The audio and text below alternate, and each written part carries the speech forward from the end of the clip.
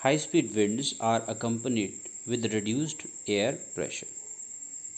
जब भी हवा तेज चलती है बच्चों, तो उससे एयर का जो प्रेशर है वो कम होता है। इसको समझने के लिए हम कुछ एक्टिविटीज़ डिस्कस करेंगे। यानी हम इन एक्टिविटी से समझेंगे कि जब हवा तेज चलती है तो उससे एयर का जो प्रेशर है वो कम कैसे होता है।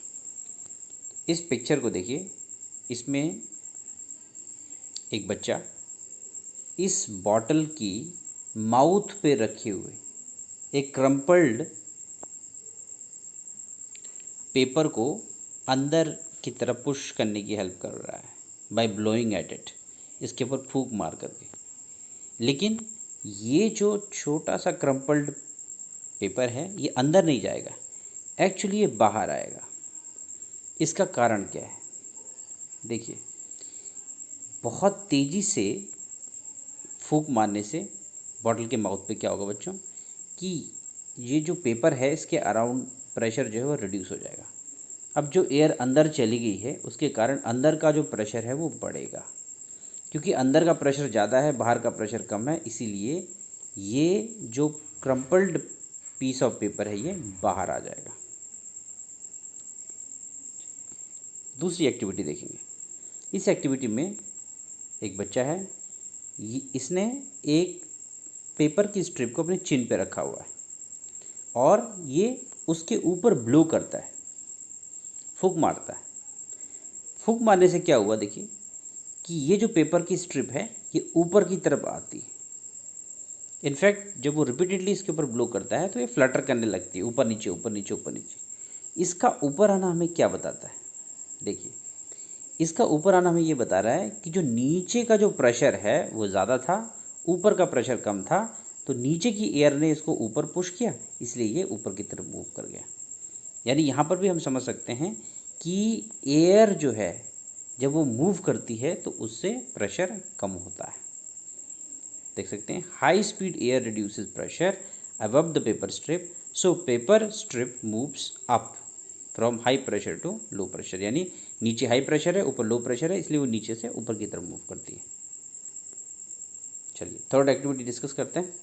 इस एक्टिविटी में आप देख सकते हैं 2 बलून्स हैं, उनको एक स्ट्रिंग से बांधा हुआ है, थ्रेड से बांधा हुआ है, कुछ डिस्टेंस पे हैं वो। और एक बच्चा क्या करता है, उनके बीच में फूंक मारता है, ब्लो करता है, एयर को ब्लो करता है। अब देखिए, पहले वो कुछ डिस्टेंस पे थे, एयर ब्लो करने के बाद आप देखेंगे कि वो दोनों एक दूसरे के पास आ गए, एक दूसरे के पास मूव करते हैं। ऐसे क्यों हुआ? देखिए, जब एयर को ब्लो किया गया बीच में तो उससे प्रेशर कम हुआ, प्रेशर डिक्रीज़ हुआ।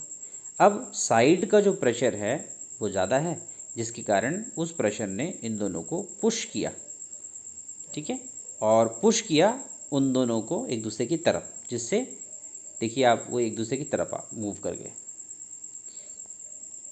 तो since the pressure at the outer parts, यानी यहाँ पे, आर हायर देन इनसाइड, यहाँ पे बीच में, the balloon move towards each other, यानी वो हाई प्रेशर से लो प्रेशर की तरफ मूव करते हैं। नेक्स्ट हम पढ़ेंगे एयर एक्सपैंड्स ऑन हीटिंग। जब हम हीट करते हैं एयर को तो वह एक्सपैंड करती है। इसको भी कुछ एक्टिविटी से समझने की कोशिश करते हैं। फर्स्ट एक्टिविटी, हमने पेपर के कुछ बैग्स ले लिए। इनफैक्ट हमने 2 बैग्स लिए, उनको हमने किसी सपोर्ट के साथ हैंग कर दिया है with the help of thread. अब हम इनमें से एक पेपर के नीचे कैंडल जला लेते हैं, एक पेपर बैग के नीचे कैंडल जला लेते हैं, दूसरे के नीचे नहीं जलाते। कैंडल जलने से क्या हुआ बच्चों? हीट क्या करती है, इस पेपर बैग के अंदर की एयर को गर्म कर देती है। कुछ देर बाद आप देखेंगे कि जिस सपोर्ट से आपने इनको हैंग किया था वो टिल्ट हो जाता है, यानी एक पेपर बैग ऊपर की तरफ मूव करता है, एक पेपर बैग नीचे की तरफ। इससे हम क्या समझ पा रहे हैं? देखिए, hot air being lighter from normal air moves up, यानी जो गर्म हवा होती है वो नॉर्मल एयर, इसके अंदर नॉर्मल एयर है, उसके अंदर हॉट एयर है, ठीक है।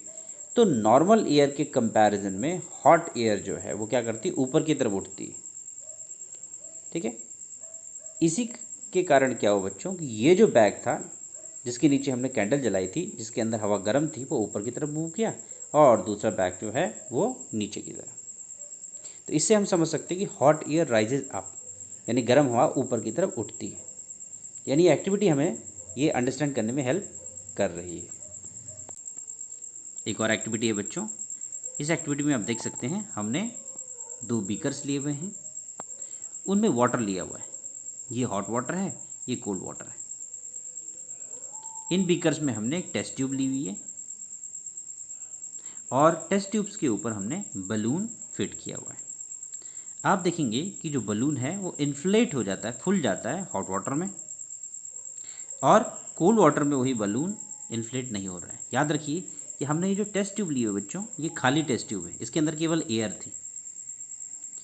तो क्योंकि यहाँ पर वाटर हॉट था, उसने वो हीट टेस्ट ट्यूब को ट्रांसफ़र कर दी और टेस्ट ट्यूब के अंदर की जो एयर है वो गर्म हो गई। तो ये जो बलून इन्फ्लेट हुआ है, फूला है, ये उस हॉट एयर के कारण हुआ होगा। जबकि यहाँ पर वाटर कोल्ड था, इसने एयर को कोई हीट सप्लाई नहीं की, उल्टा एयर से उसने हीट ली होगी। अगर एयर का टेम्परेचर ज़्यादा है तो इससे ये बलून जो है वो इन्फ्लेट नहीं हुआ।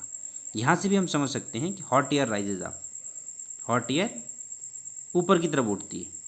आप यहाँ से समझ सकते हैं क्योंकि इस वाटर ने एयर को हीट ट्रांसफ़र की, हीट के कारण वो एयर गर्म हो गई और वो ऊपर की तरफ उठी, जिससे ये फूल गया। जबकि यहाँ पर ऐसा